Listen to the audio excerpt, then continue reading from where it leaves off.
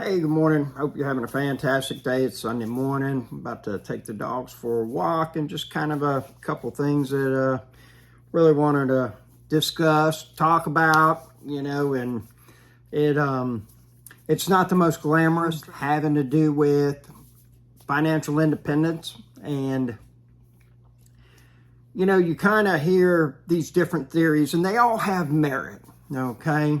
And some people will tell you, oh, pay off all your debt, get out of debt and everything like that. Don't buy anything, don't pay cash for everything. I get it, okay? And then some people are going to tell you, buy the $10 Starbucks, get this, get that and everything, enjoy life and everything. Just increase your cash flow. Just increase your cash flow. Well, that's very true. On both accounts, both sides have merit, okay? One thing that I do know personally for myself is one is not only with myself, but with my businesses is that I have to watch the expenses. That's the money going out, okay? And it's extremely important for the income. That's the money coming in, all right? Money going out, bad. So, but here's the thing is that once the money comes in, all right, now we have to do something with it. And that's the biggest thing that I see people don't do. And this past 2 weeks, I've asked about 7 different people, what do you do investing wise, And, oh, well, I'm not doing this. And then I'm doing, I'm going to get a pension. And a couple of these were county people. One of them worked with the city, a couple state people. And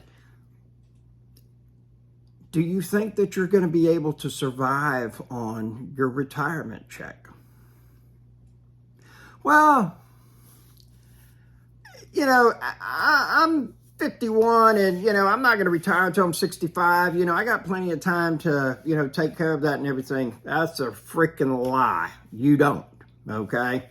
If you're 50, you have no idea when you're going to retire. God willing, you'll make it to 65. But what happens if you have some type of debilitating injury, some health issue crops up, and then all of a sudden you're out of business in 5 years or 4 years? And people don't think about that. I had one person that worked for me one time said, man, you wear gloves all the time. Why? I hate these gloves. I hate I don't like them. And guess what? I hate gloves too. The thing about it, though, is that there is no workman's comp for me, insurance. There is no Family Medical Leave Act or anything like that. I'm the owner, okay? And so if my fingers get hurt, my hands get hurt, and I'm no longer able to work, well, guess what?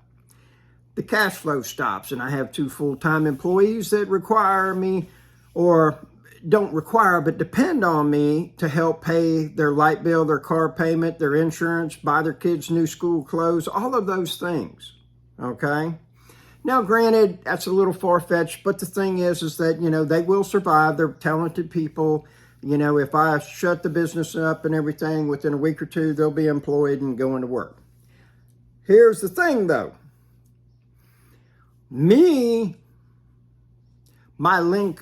My income would be very limited with the way that I enjoy working at this point in my life. And so I try not to take chances whenever the situation occurs. Hence, that's why I wear gloves, just to give an added protection, okay? We have to think about these things in the sense of what if? Same thing having to do with rental property. What if, we might carry an insurance policy. We might have a blanket liability that in case anybody walks onto any of our properties and gets hurt, we're covered. Okay. So now the problem becomes, how is it that we can make this money work for us? Because the easiest thing you'll ever do is make money. Okay. Really and truly, it is. I know some of y'all are like, man, I just can't seem to get it together and everything. If you change your habits and become consistent and disciplined with those changes, it will come for you. That I guarantee. Second part of that equation is putting that money to work for you. That's the difficult part. Many, many times people will get large sums of money and all of a sudden they're broke. And I'll give you an example. And I am so guilty of this, okay? Last Christmas, I received a $2,500 bonus from somebody that I do work for. And I went out and bought a set of rims for my truck. Those were a completely frivolous purchase that produced no money going into my pocket. One time, monthly, whatever. It produced no income, all right? That money came to me in one check and I didn't have to do anything for it. We think differently, okay? Now, money that I grind for, money that comes in from my rentals, money that comes in from construction projects, that is the hardest money for me to spend. I don't mind buying tools to make us money, but it is extremely difficult. And it's like that enclosed trailer was virtually falling apart before I finally went and bought one. Found a good deal on one, boom, we got it, okay? The thing about it is, we have to learn how to take care of $50 to be able to take care of $50,000. I know it sounds funny, but the simple fact is, I had somebody come to me not too long ago in all kinds of financial distress and wanted to borrow some money. And I asked them, what the deal was, because all I saw all over social media is these big jobs they were doing and this and that and everything. And I was like, well, what happened, And lo and behold, come to find out, taking the kids, wife, softball tournaments every weekend, $1,500 a pop. This happening 3-4 times a month and everything like that. And I'm like, here's the thing, man. I loan you some money. That problem is not that you're broke. The problem is how you got broke. This situation is going to reoccur. And there's probably not a real good chance that I'm going to get my money back. And I did not make a loan. And I figured that it was going to be necessary and painful for that person to go through that situation. And I went through a situation similar a long time ago.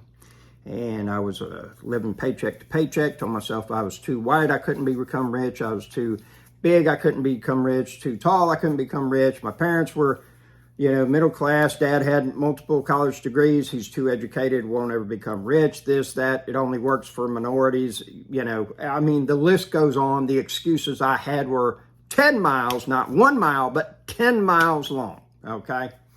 And the thing about it is that I had a roommate. I was living paycheck to paycheck, and he just one day says right before rent's due, I'm leaving and I'm moving back and I'll catch you when I can.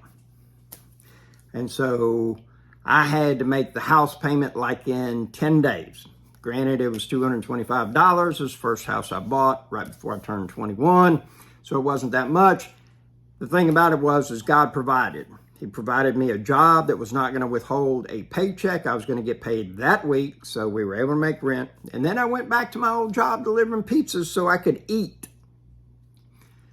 We do what we have to do. So the thing that I'm trying to convey today is you make the money, now you got to make it work for you. And that's the biggest thing that I see that people don't do. We're all making money. If you're going to work, you're making money, okay? You might not have any money after you get paid.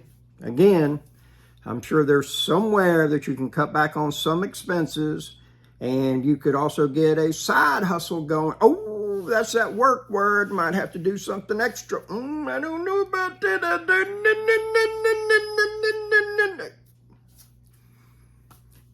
How bad do you want it? Have yourself a very wonderful day and ask yourself, how bad do I want it? The other question you need to ask yourself is, who's got my money?